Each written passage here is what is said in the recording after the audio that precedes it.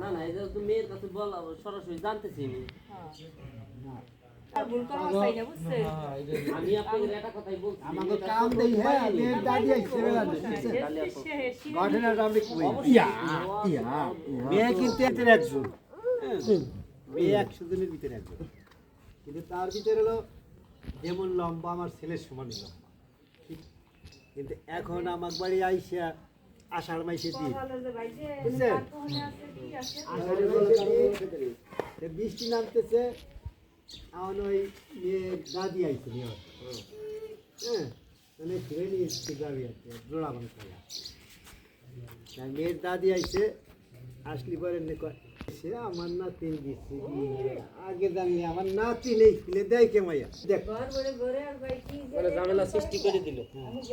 আমার বাড়ি আমার এই গাড়ি দুটো ধানের বিয়া